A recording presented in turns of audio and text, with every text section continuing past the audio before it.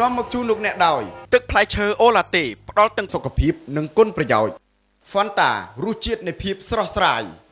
ប្រុសទាន់សម័យ KLC ខោទ្រនាប់ដែលមានគុណភាពល្អ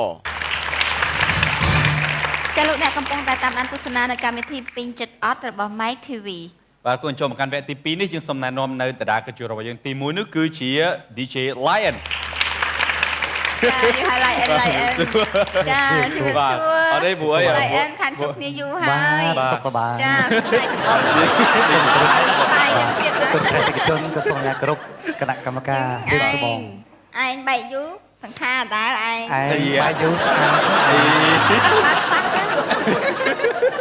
ចាសុខទុក្ខយ៉ាងណាដែររវល់ទេសុខទុក្ខសប្បាយសុខសប្បាយធម្មតារវល់ច្រើនទេឥឡូវនេះរវល់ច្រើនដែរបាទក្នុងឱកាសឆ្នាំថ្មីបាទជុំមានគម្រោងថានឹងយកកូនតអីទៅមានពីការអត់តាន់សោះអរខ្ញុំសុំទោសឯងមានមួយបាត់ទៅហើយឥឡូវនឹងមានមួយទៀតហើយនេះអូយមិនអីទេចាំពេលកូនធំទាំងអស់គ្នាចូលឆ្លាស់ហ្នឹងខែមានកូនដូចគ្នាតែទាំងអស់យកការមិននិយាយលើឆាកឲ្យលោកអ្នកទៅយល់តខ្លួនមានតែមួយដែរមានមួយទៀតដែរអត់ដែរខ្ញុំពីរអូគេអួតគ្នាកូន3ទៀតអូទៀតឯងមានដែរពីរកូនស្រីកូនប្រុសព្រោះមួយស្រីមួយមិនប្រឡងទេអីអូយលឿនដែរហ្នឹងណាព្រោះមួយស្រីមួយណែព្រោះមួយស្រីមួយព្រោះមួយស្រីមួយបាទចាចង់មិនឥឡូវមិនឯងឥឡូវបណ្ដោយទេតត្រឡងនិយាយច្រើនដូចគ្នាកូនពលតែមួយអត់បានតែឥឡូវលេប្រគួតគ្នាណាគេបានកូនច្រើនជាងខ្ញុំចាក់ឥឡូវទៅឲ្យបានឆ្នាំចាអរគុណច្រើនហើយធ្លាប់មើលកម្មវិធីយើងអត់ពីមុនមកពេញចិត្តអត់នេះធ្លាប់បាទទស្សនាឃើញថាសប្បាយមែនចាសប្បាយឡើងមកនិយាយរឿងផ្ទាល់ខ្លួនថាមានកូនគឺថានៅកំមុំនៅអីមួយឯងខាងតបុយទៅអ្នកតបុយអត់មានអីទាំងអស់ទេស្អាតនៅលាវ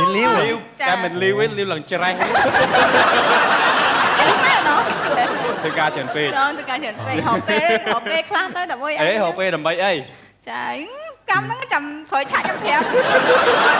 អូមកមកបាទអរគុណអរគុណបាទអរគុណឃើញណាធាក់ចាស់តបុយអញ្ចឹងខាងជប់គ្នាយូរចេះតែហោហែណាបាទអរគុណឥឡូវយើងសូមណែនាំនៅតារាកិត្តិយសទី2របស់យើងនោះគឺបង BIG សួរបងបាទជំរាបសួរខ្ញុំមកផ្លូវចុះបាទបងតែការជួយវិញខុសតិចណាស់ថាយើងសុខសប្បាយទេបងសុខសប្បាយអូនបាទខ្ញុំរហូតទាំងពីរអ្នកសុខសប្បាយដូចគ្នាទេបងបាទឥឡូវខ្ញុំបានមកចូលរួមនៅកម្មវិធីពេញចិត្តអត់ហ្នឹងបាទខ្ញុំពេញចិត្តបាត់ខ្ញុំមកបាទពេញចិត្តអីខ្លះពេញចិត្តចង់ឃើញអ្នកទាំងអស់គ្នាហើយចង់ឃើញបងប្អូនដែលគាត់បញ្ចេញសមត្ថភាពរបស់គាត់ណាចាបាទបងដូចសុខភាពបានល្អដល់ហើយបានល្អណាស់ពីព្រោះខ្ញុំអូនិយាយពីតមបាទតមថាមិនមែនតមញ៉ាំទេណាញ៉ាំទៀងពេលណាដែលត្រូវញ៉ាំឡើងគីឡូដឹងណាម៉ោងយប់ឡើងយប់ជ្រៅអីហ្នឹងនិយាយទៅអត់មានឲ្យខានទេគីឡូចេះតែឡើង BIG បាទមកមិញជិះអីមកមិញល្មៀលមកជិះអីទៅល្មៀលអត់ដឹកចិត្តគ្នាឯងដឹងល្មៀលអីទេបានជួសតែបន្តិចហ្នឹងធូរខ្ចប់អូហៅតែបានឡូវហើយបាទឃើញគណៈកម្មការបាទអូបងបានមានសួរបាទទាំងអស់គ្នាបាទនិយាយបញ្ជីមិននិយាយរឿងញ៉ាំឃ្លានដល់បងគួរតែតមក្លៅដើម្បីសុខភាពរបស់យើងមិនតែសាច់មាន់បងឆ្ងាយមកពេលជលក់ទឹកសៀនអូមែនទេឥឡូវចែកខ្ញុំដឹងលោក BIG ខ្ញុំស្គាល់គាត់បាទគាត់អូហាត់ប្រាណណាគាត់មួយថ្ងៃគាត់ហាត់ដល់ដៃឈប់ទេឃើញទេតែហាត់មុខទូតកហាត់ហត់បើកទូហូបហាត់ហត់បើកទូហូបចាគាត់ហាត់អត់ហាត់នៅខាងកន្លែងសួនច្បារអីដូចគេដូចឯងត្រូវខ្យល់អាកាសគាត់ហាត់តាមមុខទូតកហ្នឹងហើយច្រានបាយចាអើយចេះតែនិយាយប្រាប់គេដឹងបើកបាយបាទនិយាយបងសួរត្រង់មួយថ្ងៃបងញ៉ាំម្ដង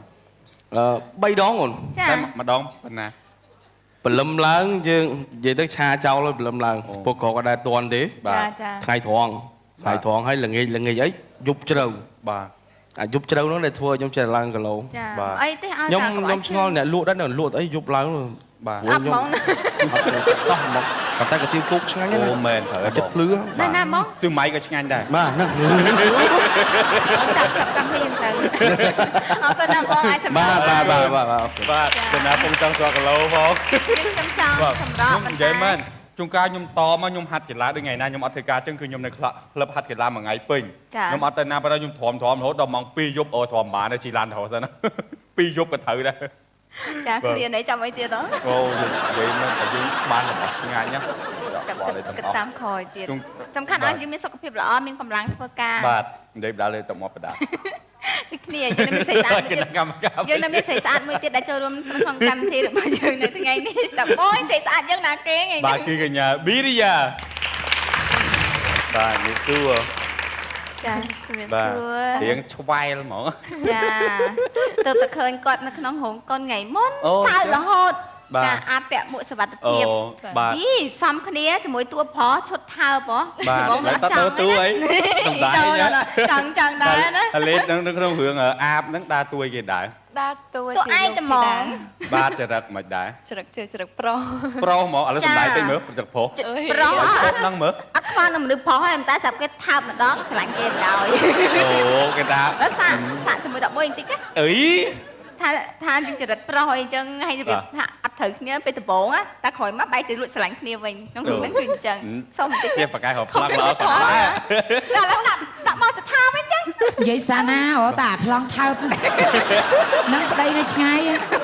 នៅចិត្តមួយទៀត3បាត់រៀនល្អិតហ្នឹងមិនធម្មតាប៉ុន្តែដែរស្គាល់សត្វអាពីងហ៎អាពីងគឺធំណា បាទ អាពីង បាទ អាពីងខ្ទិះវាណាទេខ្ទិះវានឹងកកូតចាបងពេញអាពីងគឺចិត្តញ៉ាំតកូតអាពីង អូ តាក់ទងអីនឹងមនុស្សហ្មង អត់ទេយើងមើលតែអាពីងនោះឃើញហើយហើយសាណាមើលទៅប្រៀបដូចតែអាពីងហ្នឹង អីចាកាលយើងមិនមានអ្នកច្រើនទេ